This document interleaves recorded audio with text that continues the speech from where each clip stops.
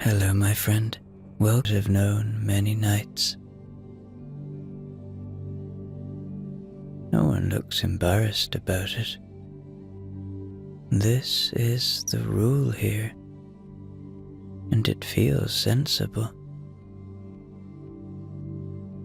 Above the station roof, the moon has just shown up, not making a fuss, just letting the night know it's on duty.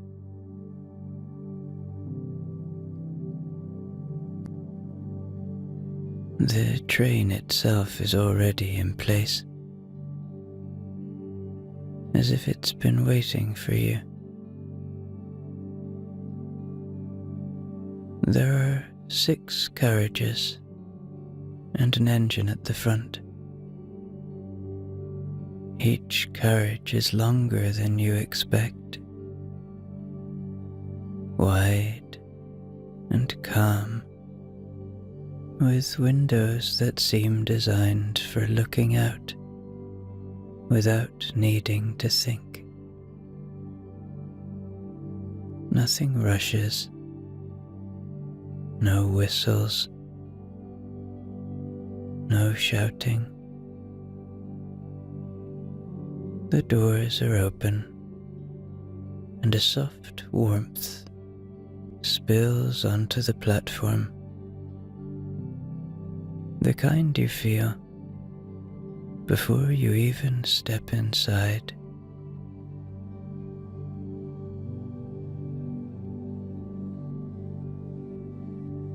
People board slowly, greeting one another with small smiles. There are 5 of you in total, and somehow that feels just right. No one asks you what you do for a living or where you've come from. And once you are all on board, it isn't long before the train pulls out of the station, very sleepily, very lazily. Soon you will meet the train conductor. He's just running a little late because he slept in. So first, you decide to explore.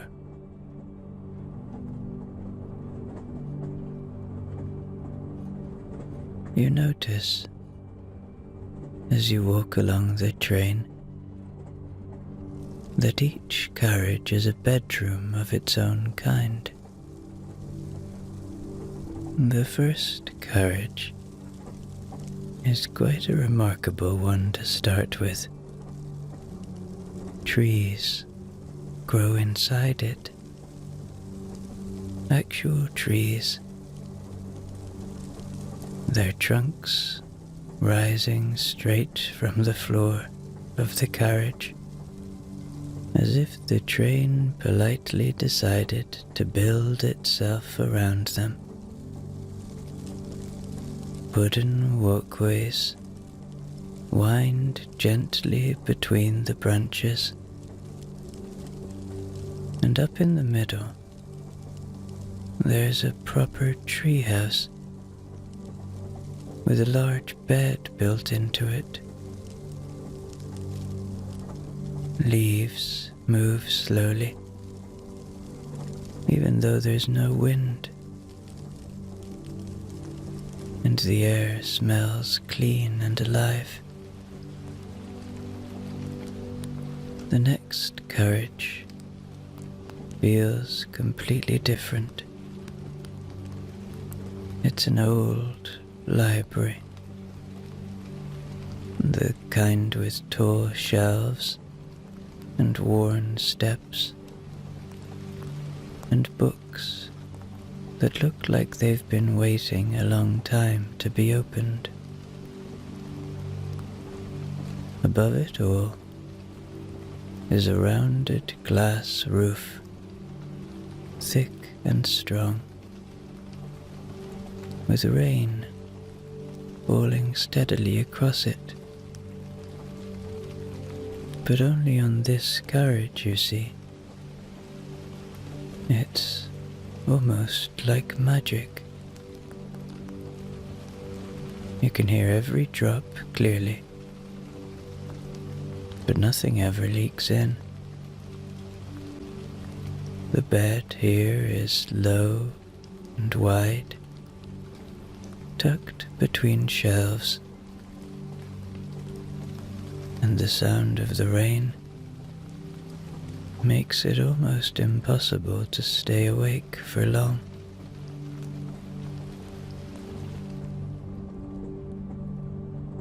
Another carriage isn't really a room in the usual sense.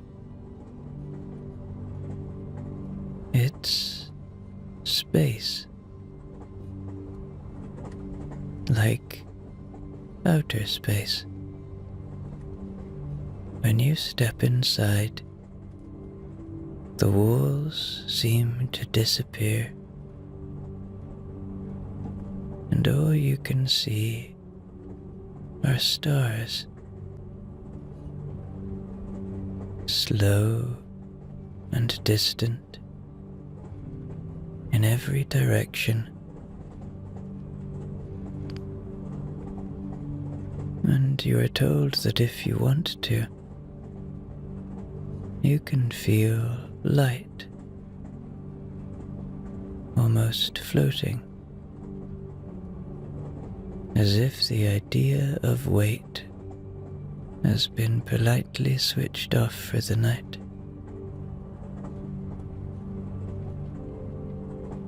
The bed doesn't feel like it's on the floor at all,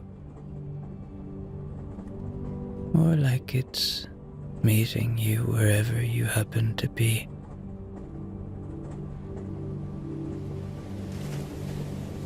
One carriage feels like a quiet beach that belongs only to the night.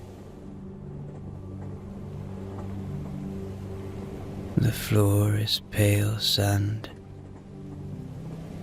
soft underfoot,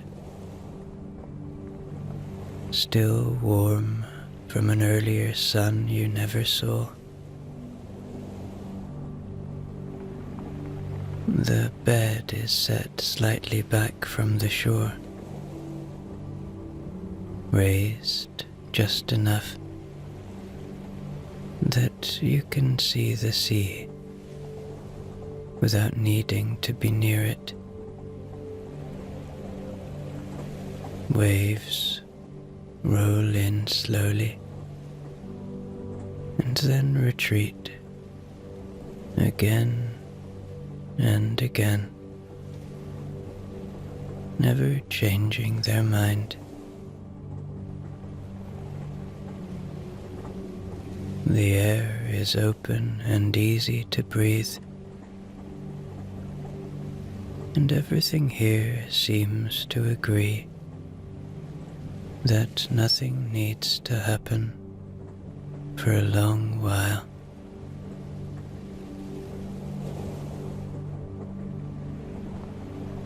You don't feel watched or exposed. The beach is wide but gentle, and the sky above it feels settled rather than vast. The final carriage is the river carriage, and it feels older than the rest. The room is long and narrow, and the river runs straight through the middle of it, clear and calm,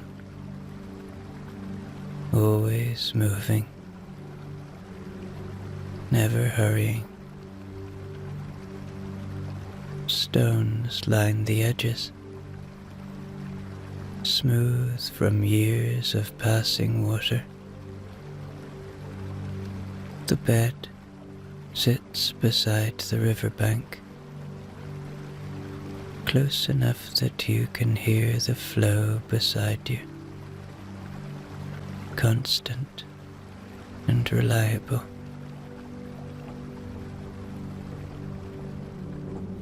The sixth carriage sits just behind the engine,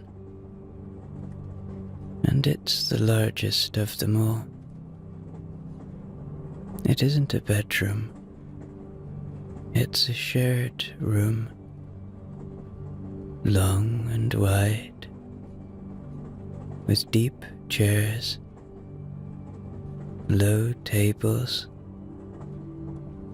lamps that never glare, and a feeling that everyone naturally lowers their voice the moment they step inside. This is where people gather during the day, and where evenings begin. The floor is thickly carpeted, the windows generous, and the whole place feels designed for waiting without impatience. And this is where you meet the train conductor.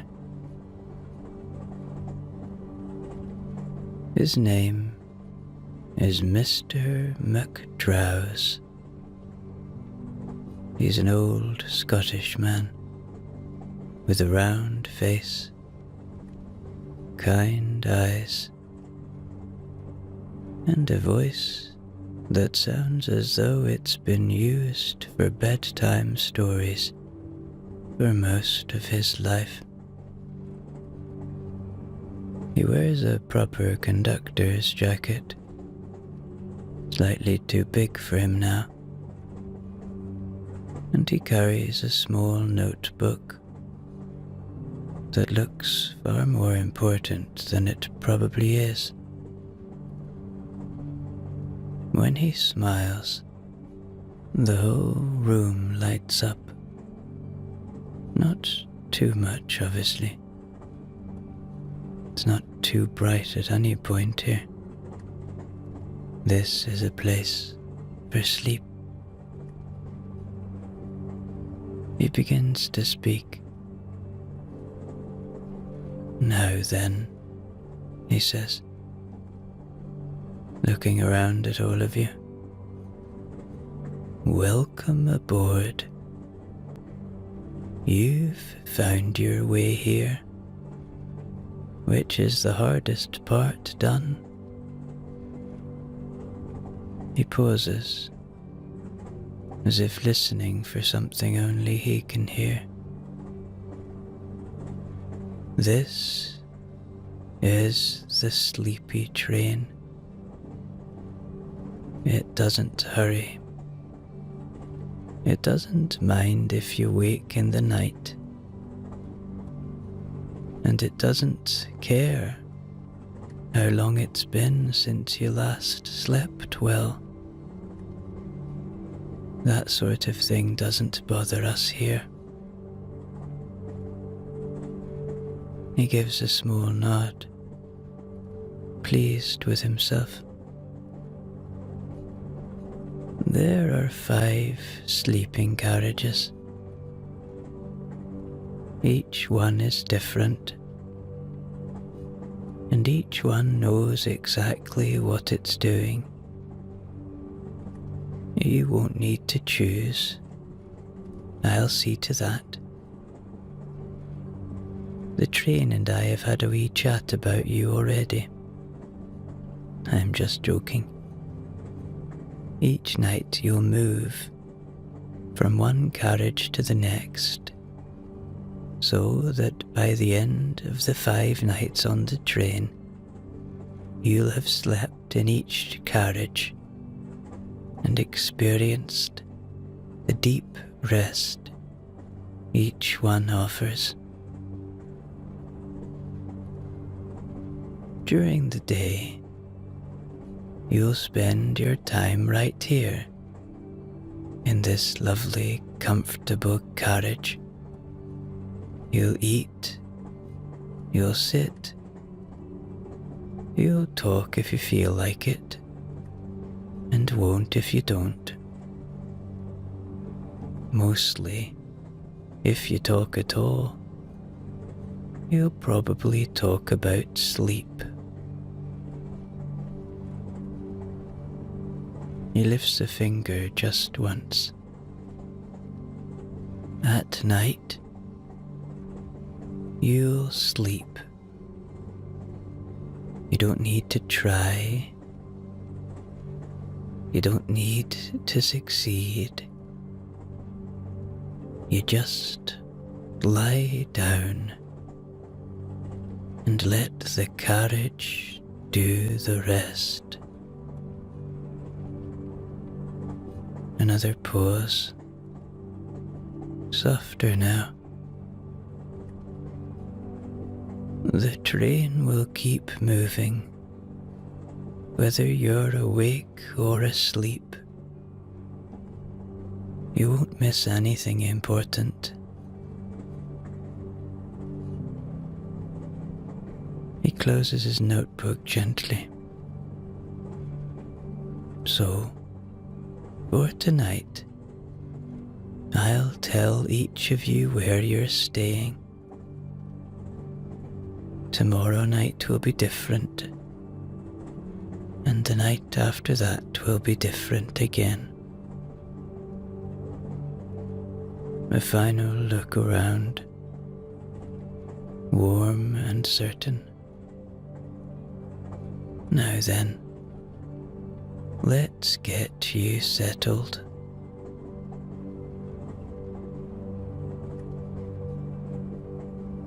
There are 4 others on the train,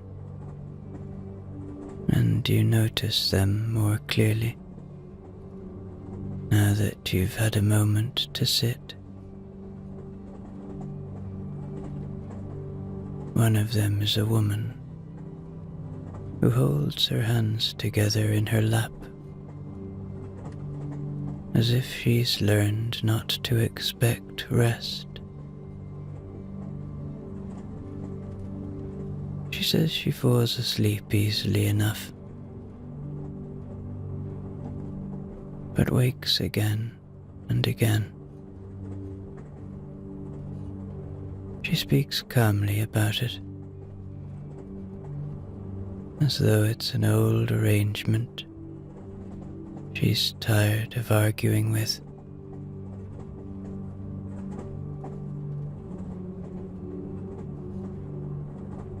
There's a man who tries to make light of things. He smiles quickly and talks about how he can sleep, technically, if you count short stretches on sofas and trains and borrowed beds. When he stops talking, though, his shoulders drop a little, and it's clear he's more tired than he lets on.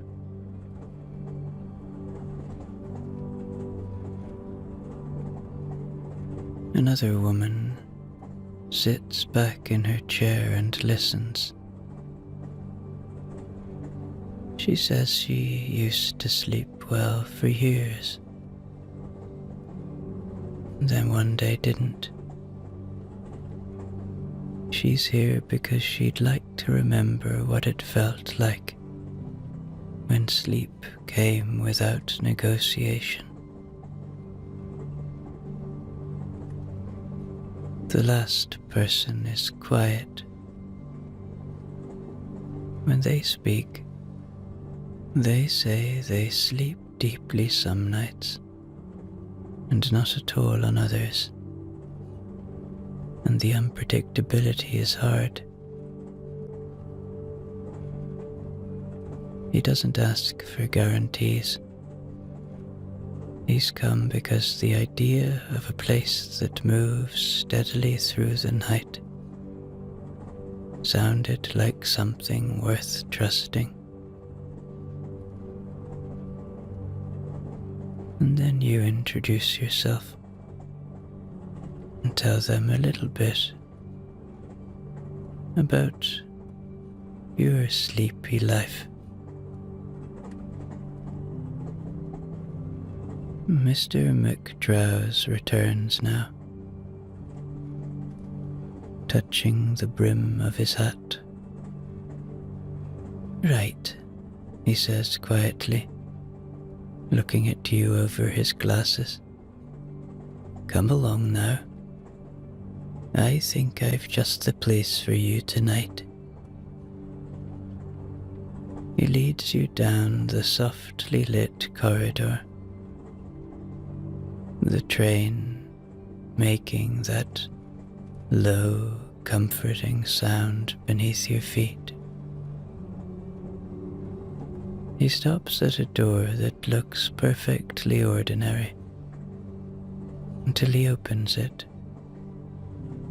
and then he steps aside, letting you see properly. This one is the tree room, or the rainforest room as I like to call it. You'll see straight away it doesn't behave like a normal carriage. Trees grow in here because they feel like it, not because anyone planted them. Proper trees, roots down to the floor, branches up through the ceiling, and nobody asks how. He gestures gently inside. There's a tree house built right into the middle of it. That's where your bed is. Solid, mind you. None of this wobbly nonsense.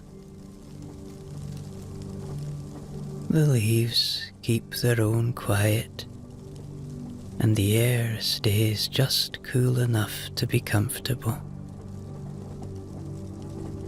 He lowers his voice a fraction. This room's good for people whose minds like to stay busy. The trees don't mind that.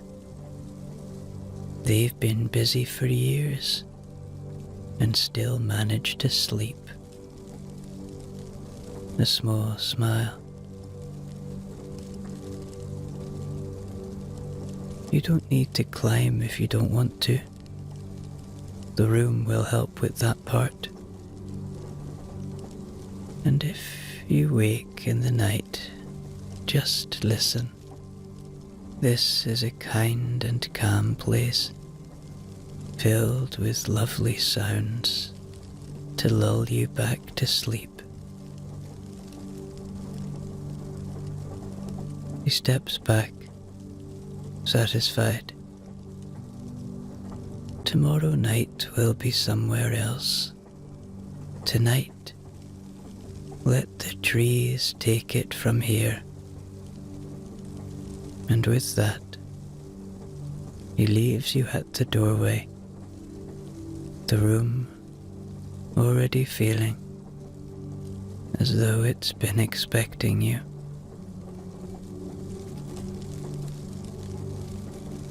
The room settles once the door is closed.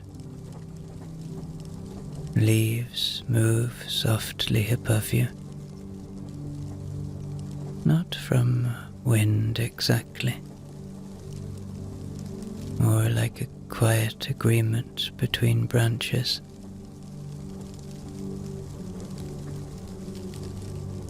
The treehouse bed feels solid and kindly made.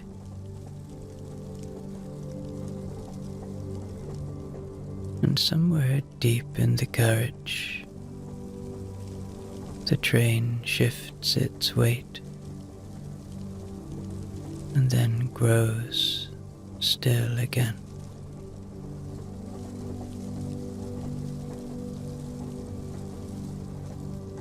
You climb into the bed,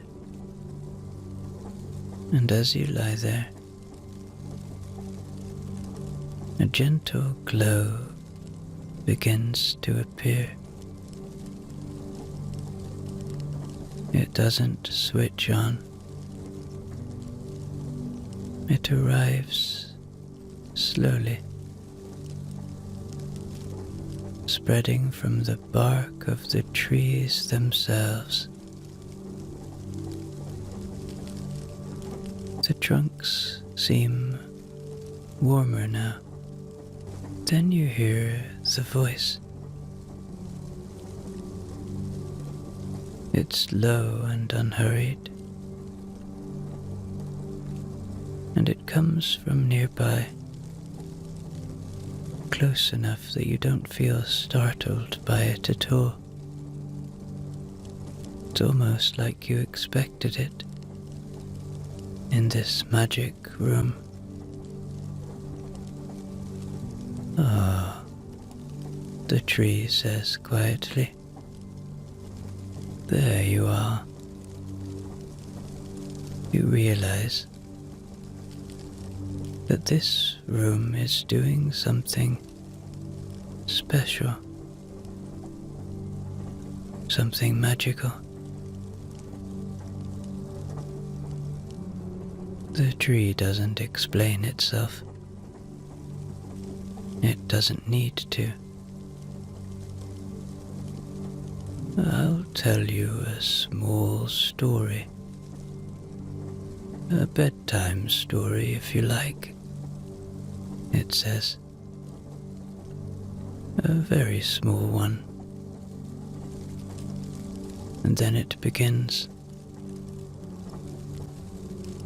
Once, there was a tree that worried it wasn't doing enough. It stood all day, holding up branches, growing leaves, making shade, and still it thought there must be more. One night, it finally rested. It let the dark take over. And while it slept, everything it needed to do kept happening anyway. The leaves shift gently above you.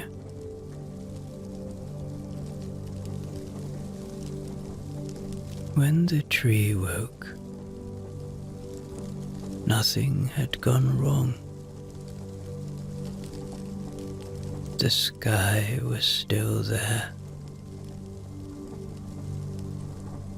The ground was still holding it. And the tree learned something important. Rest was part of the work.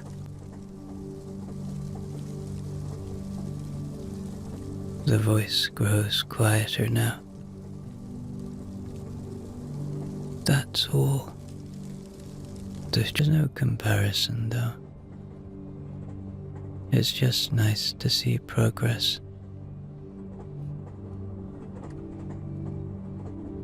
There's tea. There's breakfast. There's quiet conversation.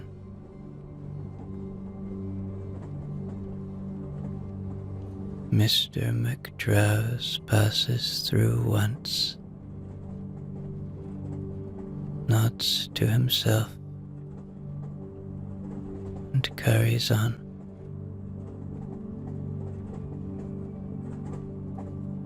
The train moves steadily on, and through the windows, the day drifts by in an unimportant way. No one talks about the rooms in detail. They don't need to. It's enough to sit together, rested, knowing there will be another night, another bed, and nothing required of you except showing up.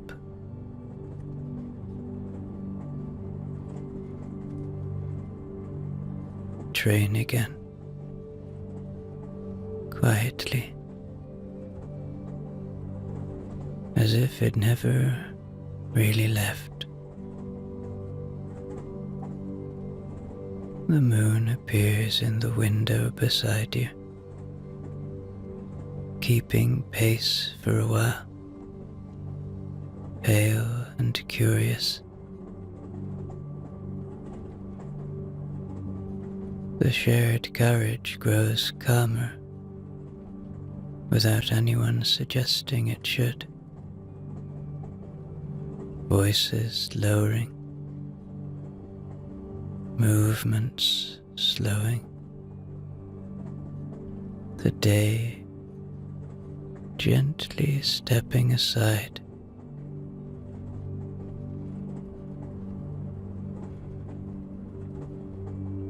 Mr. McDrowse arrives as though on cue, his jacket neat, his notebook already in hand. He smiles, looks around at the five of you,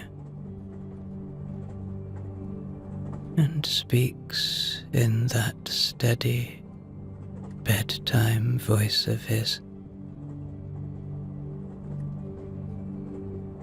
"Well now," he says, "that was a good first night. You'll notice I didn't say perfect. We don't aim for that sort of thing here. Good is more than enough." He taps the notebook once. "Tonight, you'll find things a little quieter inside your head. Or maybe not. Either way, the room will manage just fine. All you need to do is follow along." He nods to you. "Come with me." He leads you down the carriage, past doors you already recognize, and stops at one with a brass handle, polished smooth by years of use. He opens it slowly. "Ah, yes," he says. "The library." Inside,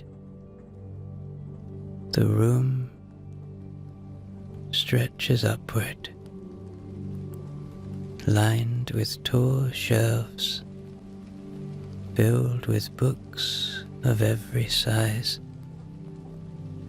their spines worn and friendly. Above it all is a wide glass roof, curved and strong, with rain falling steadily across it.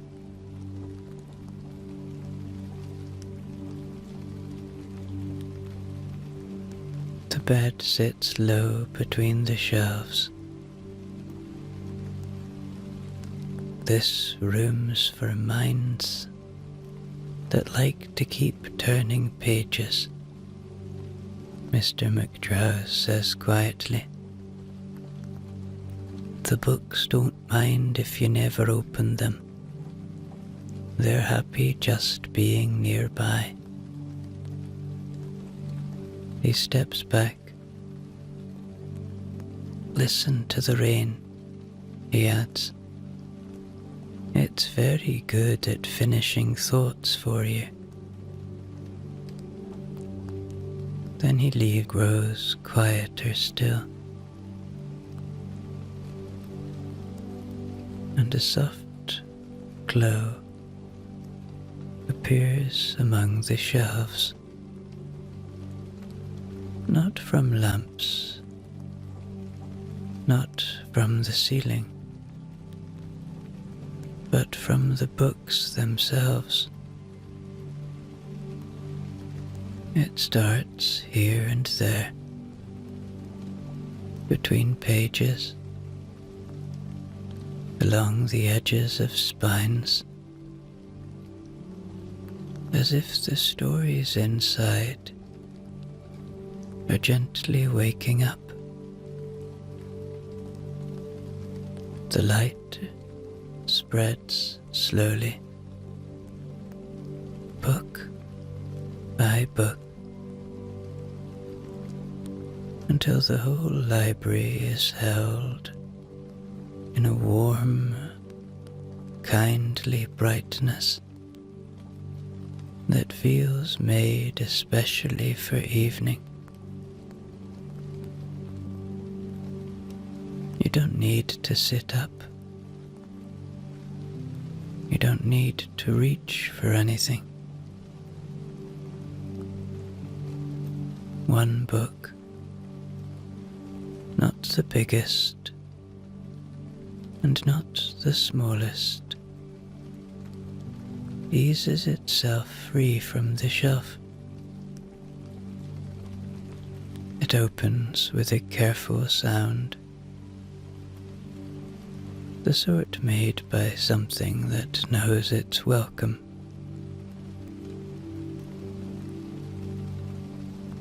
The pages turn on their own, finding the right place without fuss. And then the book begins to read. Once, it says, in a voice as calm as the rain, there was a person who carried too many unfinished thoughts to bed each night. They lined them up carefully, thinking they might deal with them later.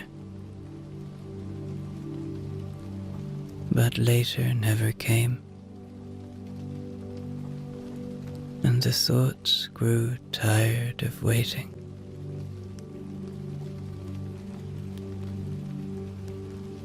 The pages turn. One night, the thoughts decided to rest instead. They lay themselves down, one by one, and agreed to be quiet until morning. Turned smaller and easier to manage, and the person slept, surprised at how little effort it took. Another pause, another page.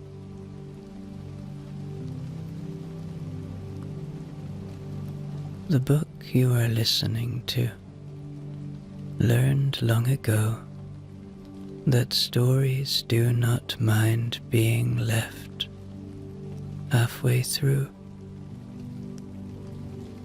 They wait patiently, as if not to startle the calm. Shall we see where you're off to tonight? He gives you a small nod and turns down the corridor, the train humming gently beneath your steps, leading you on toward the next room.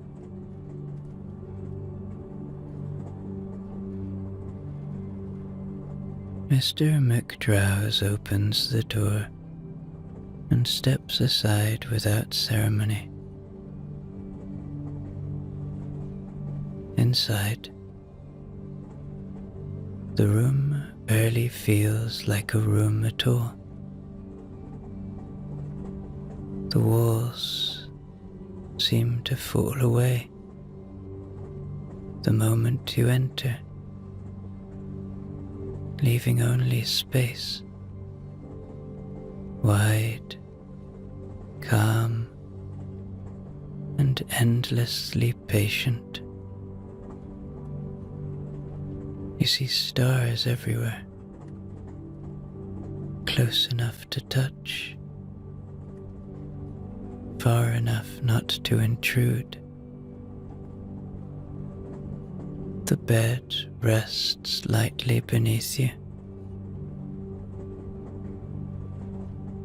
as if it's decided not to press down too hard.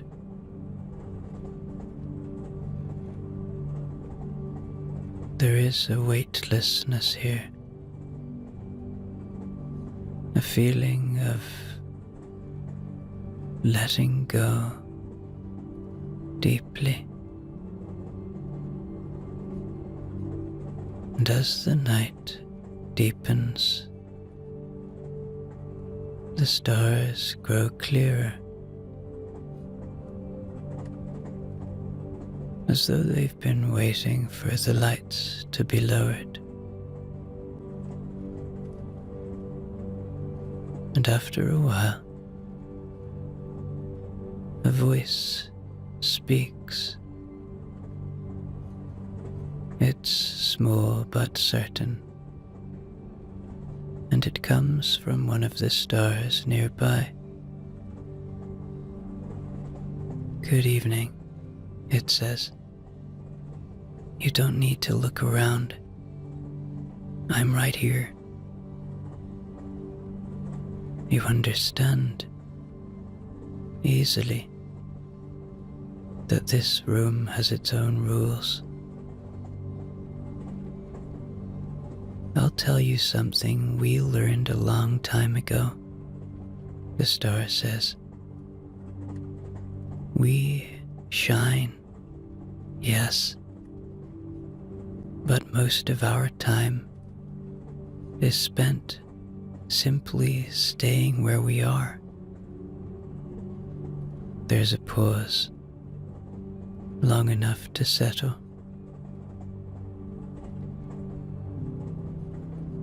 Once, a star worried it wasn't moving fast enough. Others were racing about, becoming this or that, exploding dramatically, making a show of things. This star stayed put. Night after night, it held its place. And slowly, without meaning to, it became something people relied on. They looked up and knew where they were, not because the star hurried, but because it didn't. So, rest, the star says. Staying is doing enough.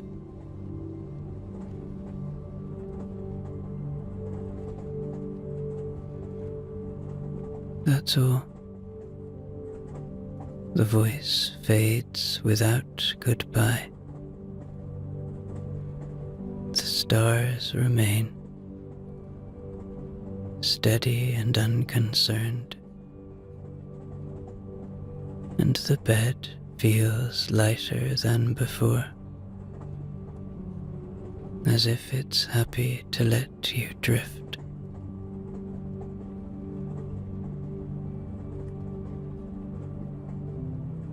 Sleep meets you here now.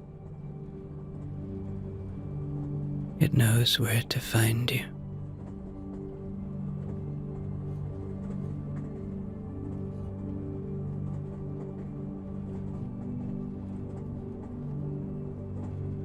The next day slips by almost without friction.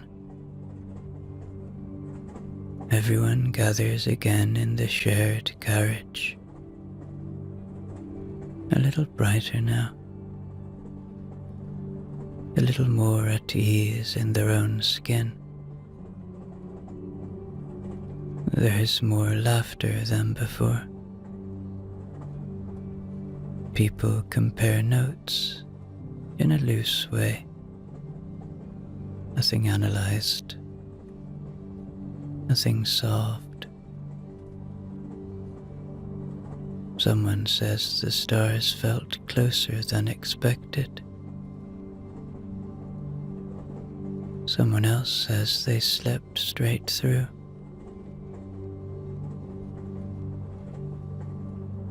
No one tries to copy anyone else's night.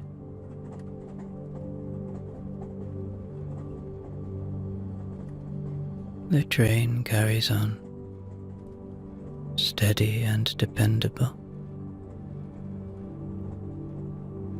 And before the day has a chance to stretch or grow tired, evening returns. The light shifts. The windows darken. The moon appears again, right on time.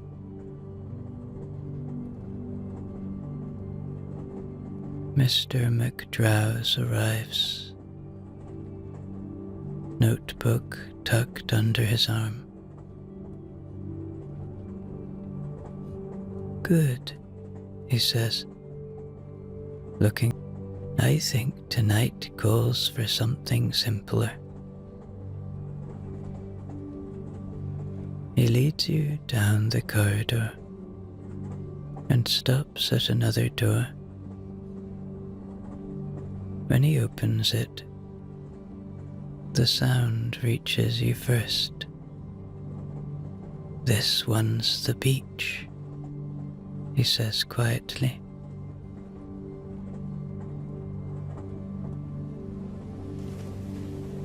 Inside, the floor is soft sand, pale and smooth, holding the warmth of a day you never needed to see. The bed sits back from the shoreline, perfectly placed, while the sea rolls in and out at a distance, unhurried and certain.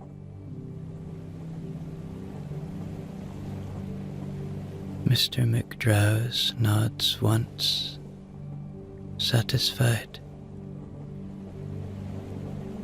Nothing to work out here, he says.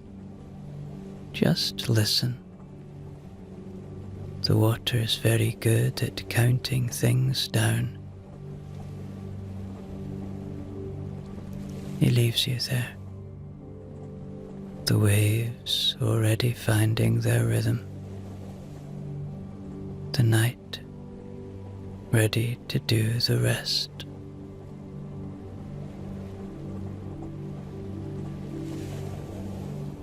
You settle into your bed, and after a while, the sound changes slightly as the ocean begins to speak.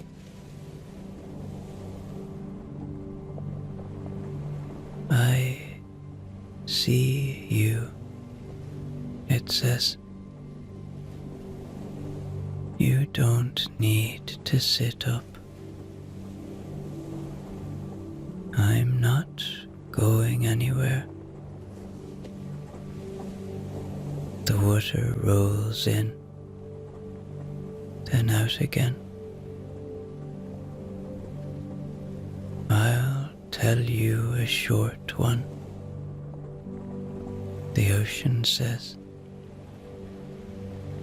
I'm very good at short ones. A pause. Once, there was someone who thought that rest had to be earned. They counted their days carefully, measuring effort, deciding when they deserved to stop. They came to me tired, carrying all that measuring with them.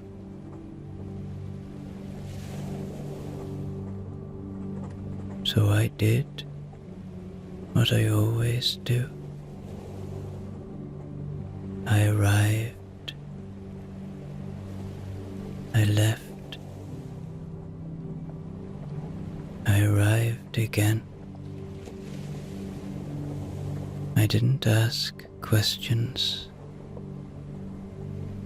I didn't keep score. And slowly, they noticed something.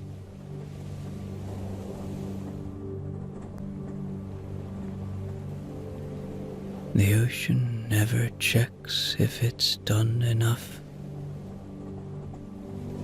It moves because that's what it does. And when it stops for a moment, that's part of the movement too.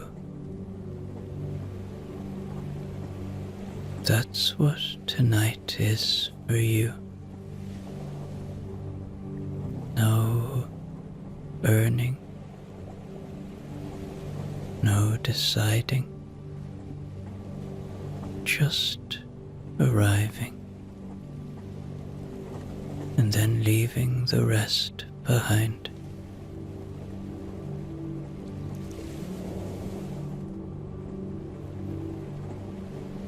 The water settles back into its steady pattern. Nothing more needs to be said.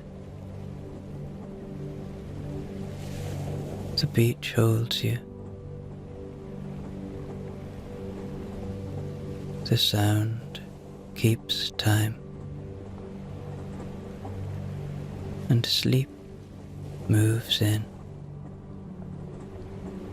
like a kind old friend visiting.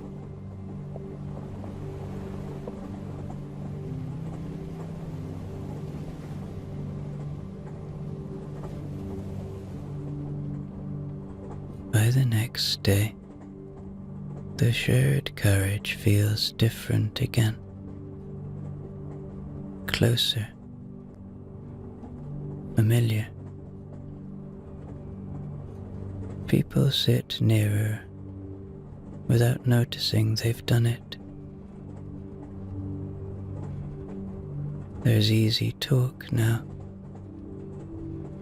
Small smiles that don't need explaining. A sense that everyone is being carried by the same thing. No one rushes the moment. No one needs to.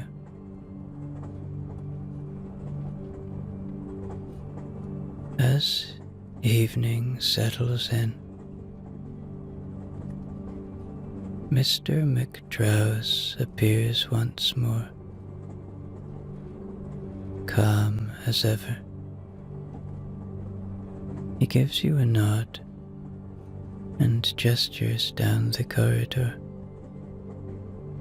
Last stop for you, he says quietly. This one's a favourite. He opens the door, and the sound reaches you first. Water, steady and continuous. This is the river, he says. It knows how to keep going without effort. He steps aside and lets you enter, and then bids you good night. The room feels long and calm, shaped by the sound running through it. The river moves straight and steady beside you. Clear water passing over smooth stones, never stopping, never rushing. The bed is set close to the bank, solid and low, built as if it has always belonged there. When you lie down, the mattress meets you gently, and the sound of the water seems to line itself up with your breathing. After a while, the river speaks. Its voice is quiet but constant, the way it has always been. You've done well to come this far, it says. Not by trying, by staying. The water continues on. I'll tell you something simple. Once, a river worried about where it was going. It watched itself move, day after day, and wondered if it should hurry, or slow, or turn back. One night, it stopped wondering, and just flowed. It didn't miss anything. It didn't lose itself. It simply carried on, and everything it needed came to meet it along the way. That's how sleep works too. You don't chase it. You let it pass through you, and you go with it.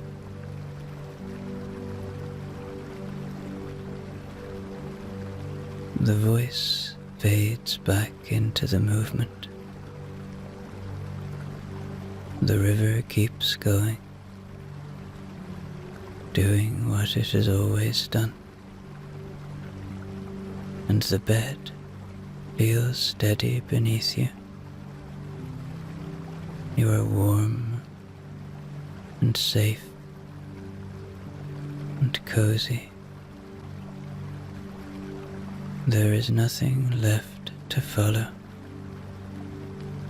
nothing to reach, and the sleepy train moves on